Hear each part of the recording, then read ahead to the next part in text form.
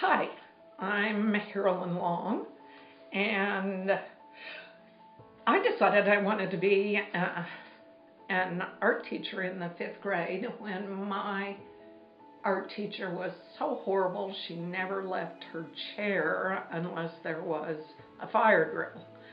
And I did that.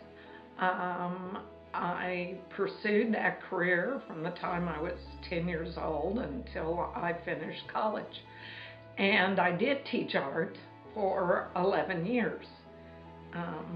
Then I had a child and I stayed home, but in 1985 I decided I wanted to do my own art. I chose clay because clay appealed to me the most out of all of the mediums. Its tactile quality just, and it just took hold of me and wouldn't let go.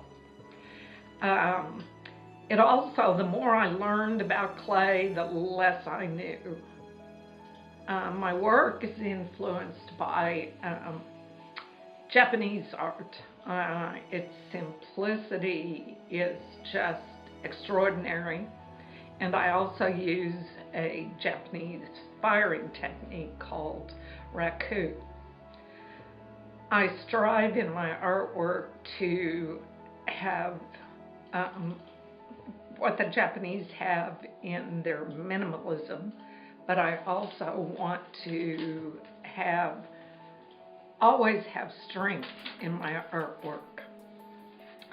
I use slab construction, which is, for those of you that don't know much about clay, it's like rolling out big sheets of cookie dough and then cutting out shapes and assembling them sort of like you would woodwork, only you're using liquid clay as glue, and you sometimes form the clay with drape molds or whatever you can to get the shapes you want, which is what I did with the piece that you're seeing now.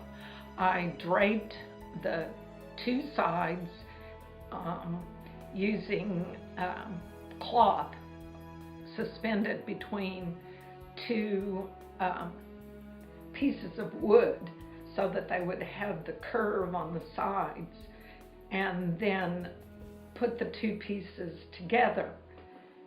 Then I cut out the shape in the center and made the round circle that you see at the top using a can to form the circular shape.